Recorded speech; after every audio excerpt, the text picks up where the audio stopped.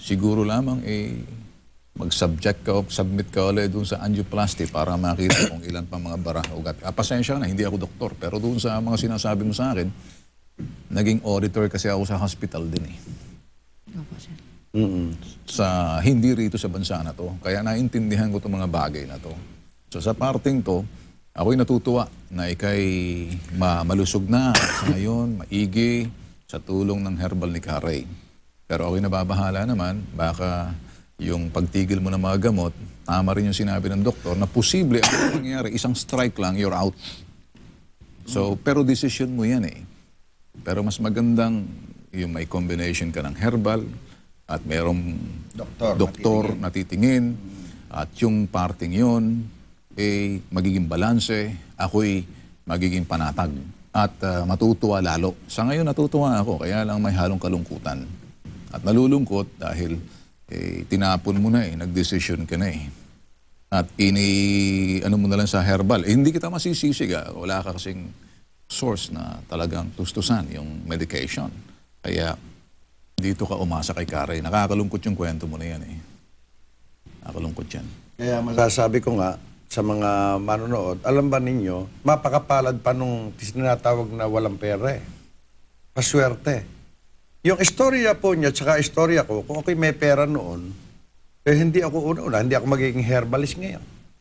Sapagkat ako gumamot sa sarili ko, ako nakatuklas nung ginamot ko sa sarili ko.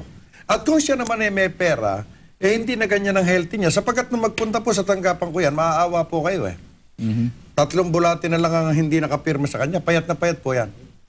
At sa susunod, pakikita ko po sa inyo. Kaya nga sabi ko nga, sa rami-dami ng ating mga nagpapatunay na sila'y nakaranas ng kaginawahan sa reherbal, ang sinasabi ng mga dalubhasa milagro, misteryo, himala. Ako naman po hindi marunong maghimala sapagkat puro dahong kahoy at bungang kahoy ang aking ginagawa.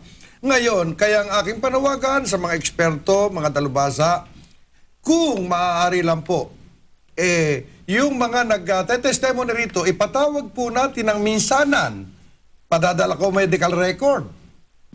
Yung mga sumuring doktor. Sila rin ang pasusuriin natin kung anong estado nitong may cancer, anong estado nitong may prostate, anong estado nitong ganito, ano ba itong puputulan ng paa, anong estado ngayon.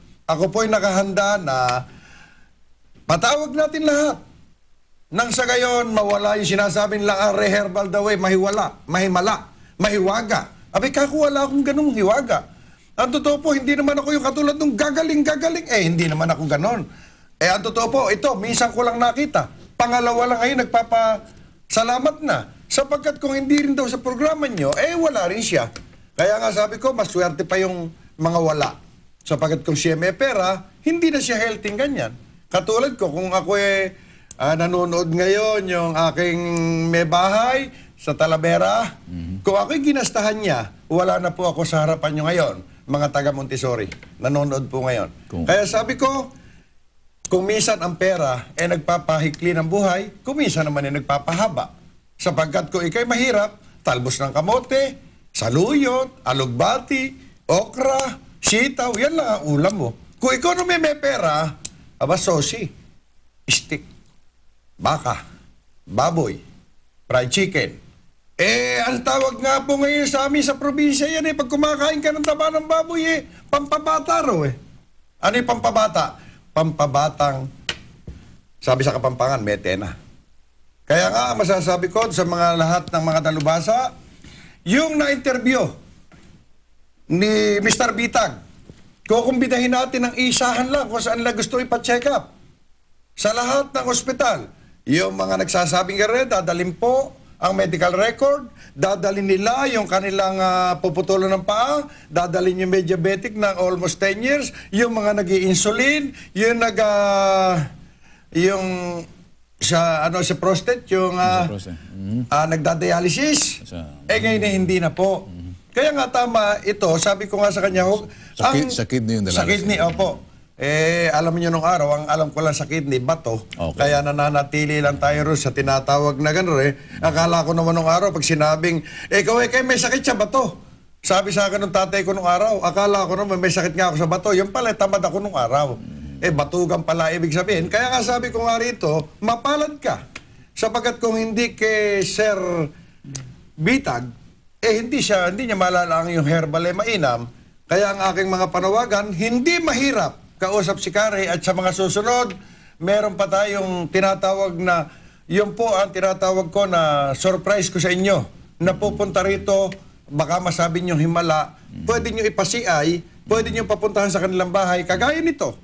Taga Valenzuela, pwede nyo siyang puntahan, interviewin, ipagtanong sa kanilang kapitbahay para lalong malaan at mapatibayan ang Reherbal ay nakakatulong sa iba't ibang uri ng karamdaman.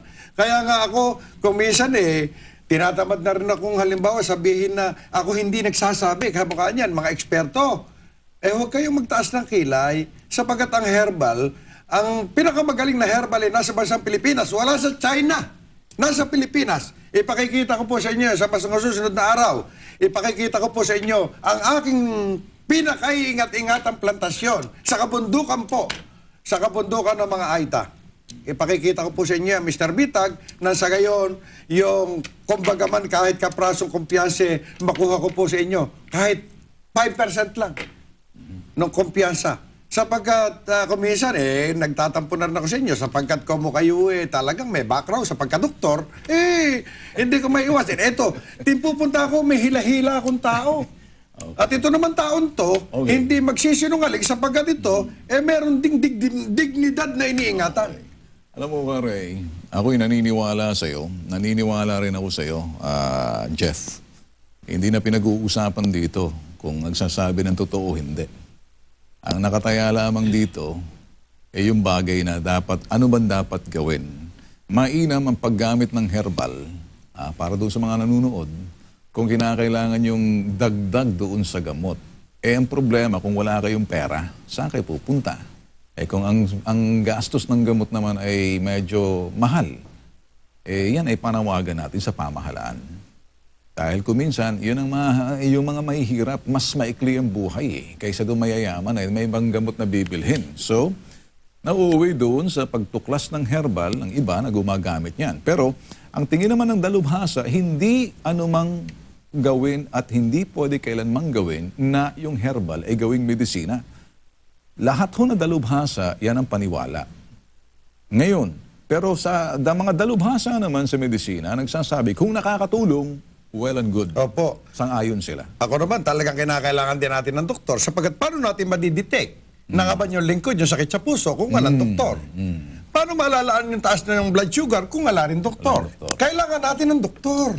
Yan o ang pangunahing itanim natin sa lahat ng nag-herbal. Hindi ko alam ang inyong karamdaman. Kailangan magpa-check up kayo, magpa-laboratory kayo. Matapos nyong masuri kung ano karamdaman nyo, dumulog kayo sa abanyong lingkod, lumalaban po ako sa una nating hamunan. Hanggang ngayon, pinagpapatuloy ko at mayroon pa akong bagong programa ngayon, Money Back. Money Back. Pag hindi nalunasan yung, o natulungan yung karamdaman yon, ibabalik ko yung pera ng buo. Bye.